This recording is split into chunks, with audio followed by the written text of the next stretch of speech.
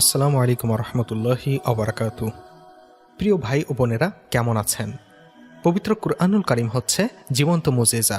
দিন যত অতিবাহিত হবে এর অলৌকিকতা তত বৃদ্ধি পাবে।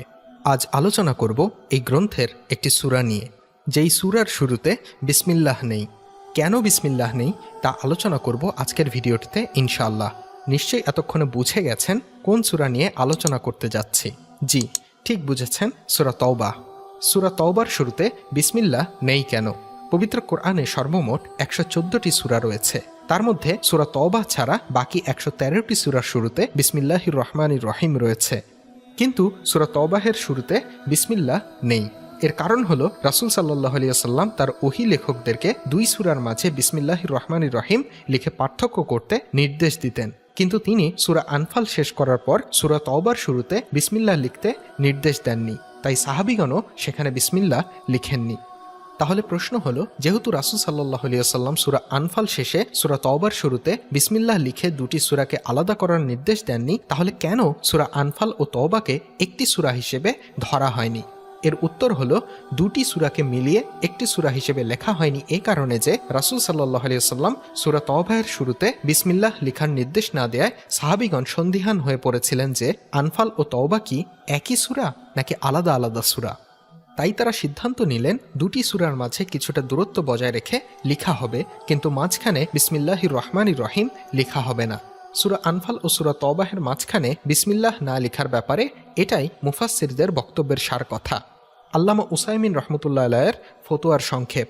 সাহাবীদের নিকট সূরা আনফাল ও সূরা তওবাহ একটি সূরা নাকি দুইটি সূরা এমন সন্দেহ সৃষ্টি হওয়ার কারণ কি?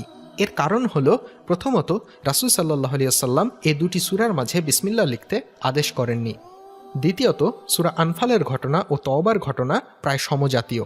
এ কারণে উসমান বিন আফফান ধারণা করেন উক্ত সূরা দুটি একটি সূরা, তাই দুটিকে মিলিয়ে দিয়েছেন এবং দুটির মাঝখানে বিসমিল্লাহ লিখে পার্থক্য করা হয়নি। তবে সূরা আনফাল যেহেতু মদিনার প্রথম দিকে অবতীর্ণ হয়েছে আর সূরা তওবা শেষ দিকে অবতীর্ণ হয়েছে, তাই কুরআনে সূরা আনফালকে আগে এবং তওবাকে পরে লেখা হয়েছে। সুনানে তিরমিজিতে ইবনে আব্বাস সূত্রে উসমান বিন আফফান রহমতুল্লাহ আলাইহি হতে এ বিষয়টি বর্ণিত হয়েছে। সূরা তওবার বৈশিষ্ট্য। সূরা তওবার অন্যতম বৈশিষ্ট্য হলো এই সূরার আগে বিসমিল্লাহ লেখা হয়নি, অথচ অন্য সবগুলো সূরার আগে বিসমিল্লাহ লেখা হয়েছে। এখানে বিসমিল্লাহ না লেখার কয়েকটি কারণ পাওয়া যায় তাফসিরের কিতাবগুলোতে।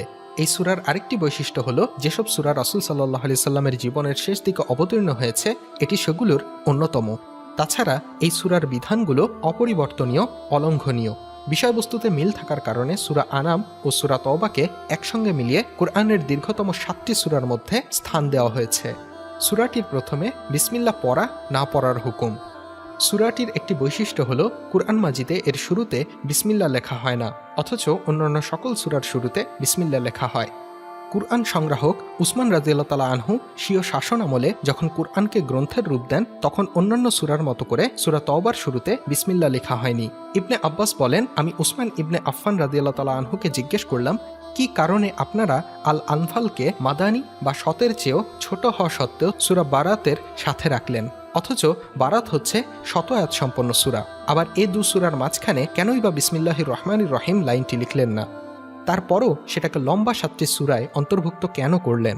তখন উসমান রাদিয়াল্লাহু তাআলা আনহু বলেন, কুরআন মাজিদ বিভিন্ন সময় ধরে অল্প অল্প করে নাজিল হয়। রাসূলুল্লাহ সাল্লাল্লাহু আলাইহি ওয়াসাল্লাম যখনই কোনো আয়াত নাজিল হতো, তখনই যারা ওহী লিখত তাদের কাউকে ডেকে বলতেন, এটাকে ওই সূরার মধ্যে সন্নিবেশিত করে দেবে যাতে অমুক অমুক বিষয় লেখা আছে।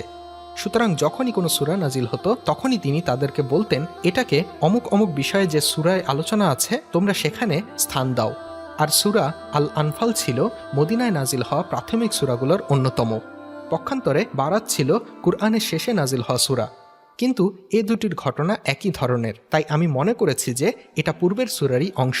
এমত অবস্থায় রাসূল সাল্লাল্লাহু আলাইহি ওয়াসাল্লামের মৃত্যু হয়, অথচ তিনি আমাদেরকে স্পষ্ট জানিয়ে দেননি যে এটি পূর্বের সূরার অংশ। এজন্যই আমি এ দুটিকে একসাথে লিখেছি এবং এ দুইয়ের মাঝখানে বিসমিল্লাহির রহমানির রহিম লিখিনি। তারপর সেটাকে প্রাথমিক 7টি লম্বা সূরার মধ্যে স্থান দিলাম।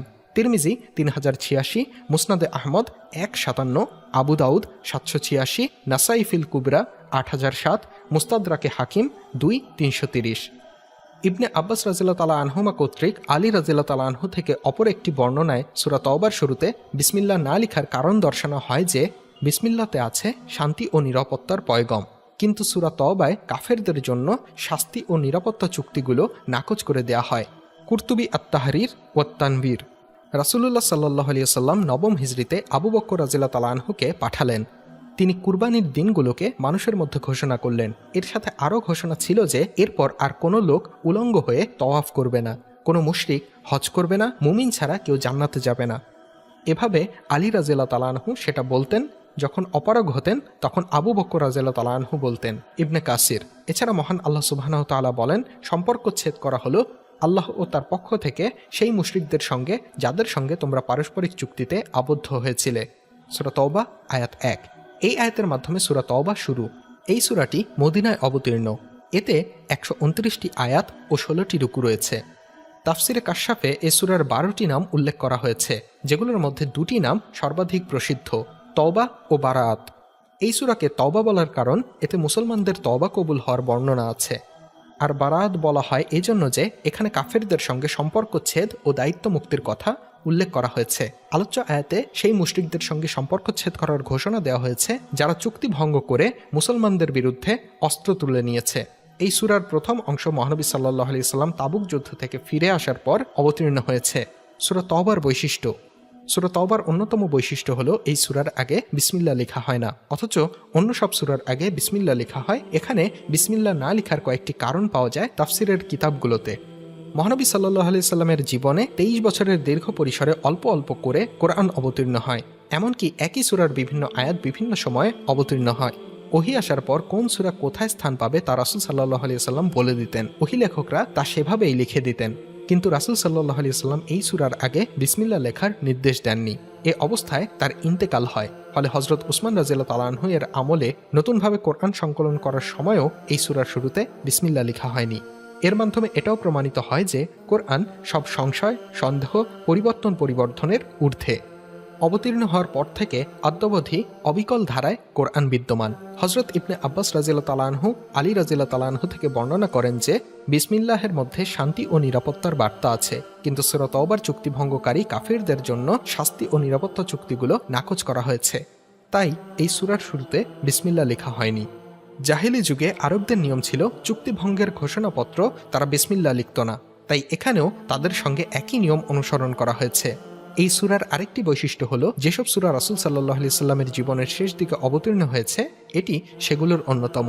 তাছাড়া এই সূরার বিধানগুলো অপরিবর্তনীয়, অলঙ্ঘনীয়।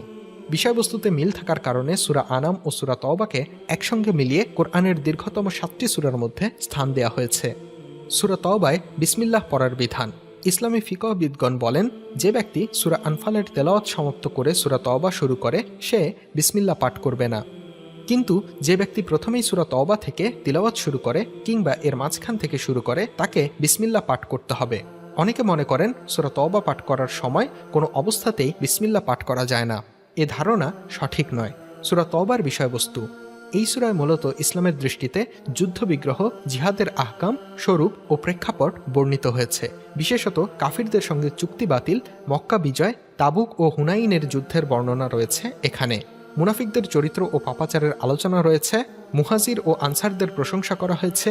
ইসলাম গ্রহণ ও মহানবী সাল্লাল্লাহু আলাইহি সাল্লামের হাতে বায়াত গ্রহণের প্রতি গুরুত্বারোপ করা হয়েছে বৈশিষ্ট্যমণ্ডিত এই সূরায়। আল্লাহ তাআলা আমাদের সকলকে কুরআনের রঙে জীবন রঙিন করে দিক, আর জীবনকে কুরআন সুন্নাহর দিকে চলানোর তৌফিক দান করুন, আমিন।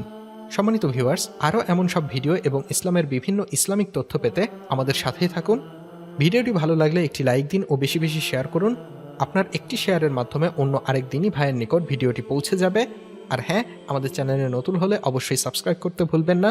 এতক্ষণ আমাদের সাথে থাকার জন্য আন্তরিক ধন্যবাদ। আল্লাহ সবাইকে বেশি বেশি নেক আমল করার তৌফিক দান করুন, আমিন। আল্লাহ হাফেজ।